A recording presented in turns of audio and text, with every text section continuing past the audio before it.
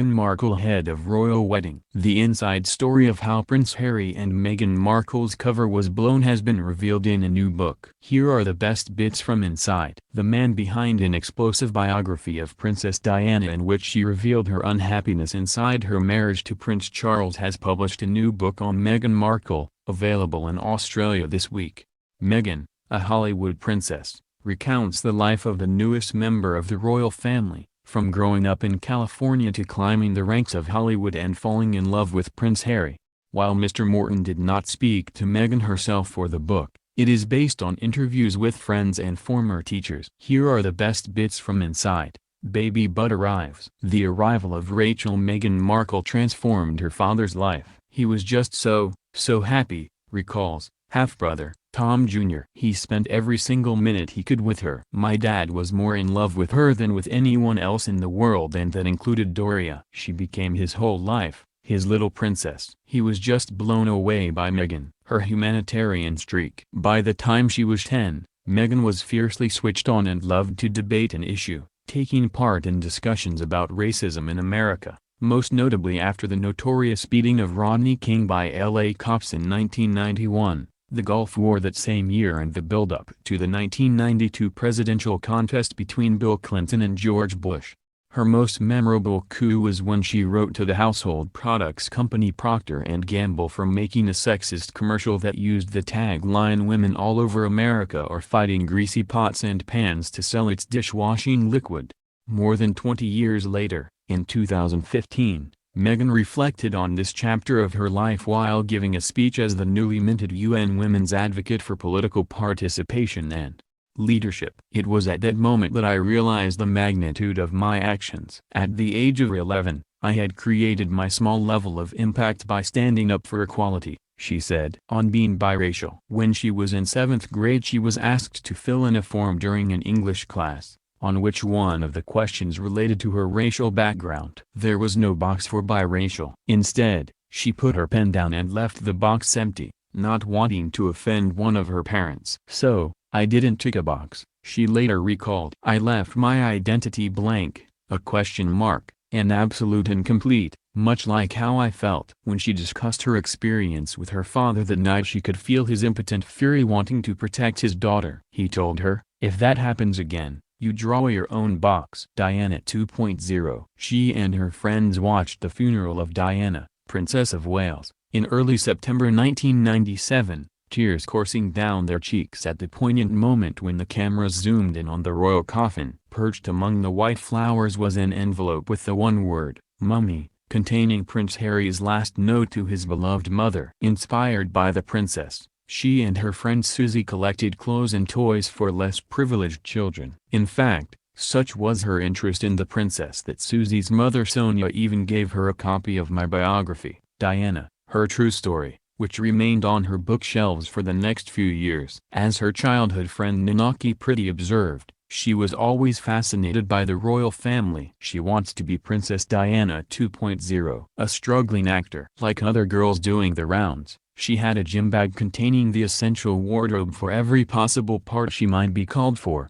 Red for feisty Latina, pastels for the girl next door, mustard yellow for African American, short skirts, long skirts, blazer, bikini and tops. Everything she needed was in her trusty tote. As she acknowledged, being ethnically ambiguous allowed her to go for virtually any role. Sadly, it didn't matter, she later wrote for Elle magazine. "I wasn't black enough for the black roles and I wasn't white enough for the white ones, leaving me somewhere in the middle as the ethnic chameleon who couldn't book a job." Brand Meghan. For a girl who would end up living her life on Instagram, it is remarkable, too, that she never posed for a silly picture, mugging for the cameras like the rest of her colleagues. Meghan knew her angles. After all, she had been taught by the best, her father, and always posed sweetly. If caught with a drink in her hand, it was only ever champagne, and she was never heard to swear. On holiday peeping toms. She vividly remembers the extraordinary night she and former husband,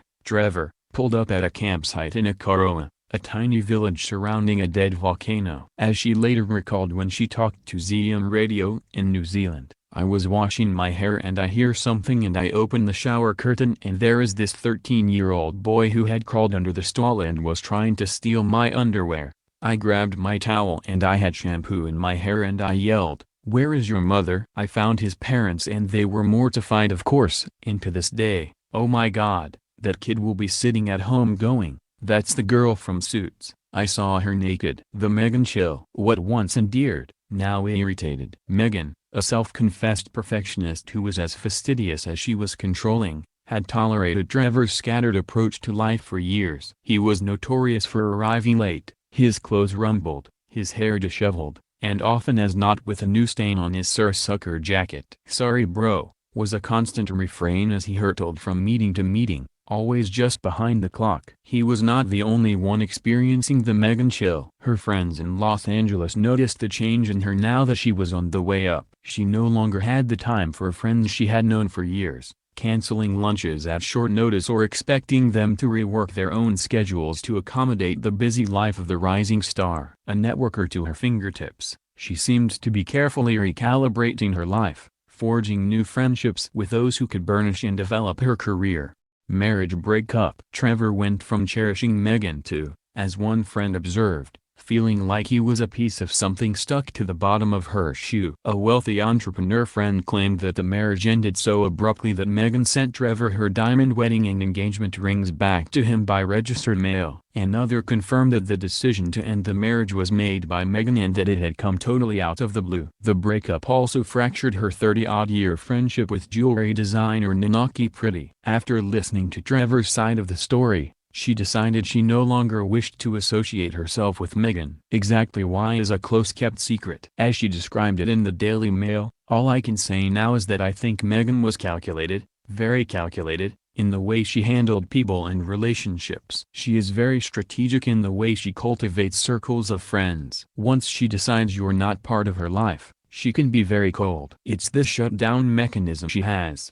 There's nothing to negotiate. She's made her decision, and that's it." The way she handled it, Trevor definitely had the rug pulled out from under him. He was hurt. Meeting Prince Harry, as they say in the movies, they had each other at hello. She was immediately sensitive to him, aware that this was a man who, beneath the banter and the surface chatter, was looking for a safe harbor. The question she asked herself after that first intoxicating meeting was, could she provide it, and all that entailed? They were mesmerized by one another, Harry enthralled by her beauty, sophistication and perceptiveness. She understood him as a man, not a title. In that subtle one-upmanship of a first date he realized that while his grandmother might be the queen, Meghan had given a speech at a United Nations forum. As he subsequently confessed, he realized that he would have to up his game. At the end of the evening, they said their goodnights and went their separate ways, he to Nottingham Cottage at Kensington Palace, she to a room at the Dean Street townhouse in Soho. Both were buzzing. As she relived that fateful evening in her mind, she perhaps wondered if she had been too eager to accept his invitation to meet again the following day. Stay classy, Ms. Markle. Into Africa. There may have been a slight raising of eyebrows inside the royal palaces when the news percolated through that Prince Harry was taking yet another girlfriend on a safari holiday to Botswana. Those who monitor these things would have noted that this was his 7th holiday in Botswana, with the 4th female companion to join him for a few romantic nights under the stars in a southern African hideaway. The young man certainly had style. During the days, the couple were able to choose from walking tours or day-long safaris deep into the Kalahari Desert. Along the banks of the river, crocodiles are a common sight, while sharp-eyed visitors can occasionally see lions and cheetahs. After a dusty safari, the couple could relax in the natural rock swimming pool overlooking the river, crocodiles excluded. It was here, in this natural idyll,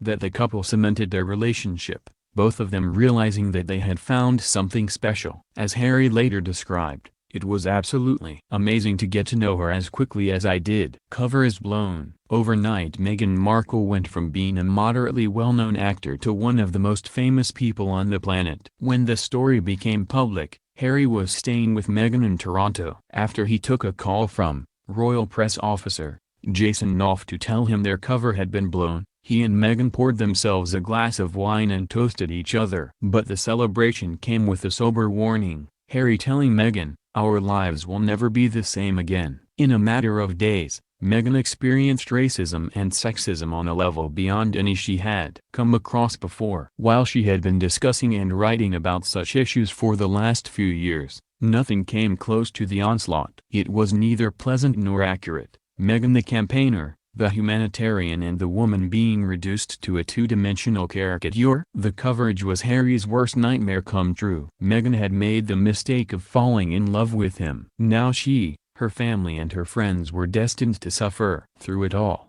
neither Harry nor Meghan had made any statement. Kensington Palace also remaining tight-lipped. Harry decided to act. He contacted his brother, who had faced similar hysterical coverage during his courtship with Kate Middleton. They chewed over the problem, and though William was cautious about issuing a statement, especially as it would confirm Meghan was Harry's girlfriend, he felt that matters had gone too far for them to remain silent. Unlike their father, William and Harry are not of the old royal school whose motto was never complain, never explain. They have a track record of aggressively using the law to seek redress against intrusive photographers and other media outlets that invade their privacy.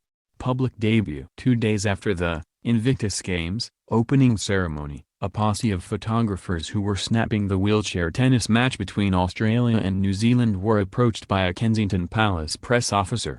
Without naming Harry or Meghan, she whispered to them, "When they arrive, stay in your seats and don't move out of them. If you do, they will leave." A few minutes later, the waiting press pack watched with eyes bulging as, hand in hand, Meghan and Harry walked into Nathan Phillips Square and sat down at the side of the court. In the choreography of their romance, this was a showstopper. They laughed and joked, stroked each other's arms, whispered sweet nothings, and chatted to the families and friends of the competitors. When Meghan was handed a bottle of water, Harry advised her to put it on the floor and not drink it in view of the cameras. Pictures of celebrities drinking can look awkward and clumsy. Tea with the Queen. It was the most important audition of Meghan's life. No rehearsal, no script, no second takes. This was live and improvised. When she was driven through the gates of Buckingham Palace on an overcast, drizzly Thursday in October in a black Ford Galaxy with darkened windows, the actor was about to give the performance of her career. Even though she has often said that she is not a woman who gets nervous,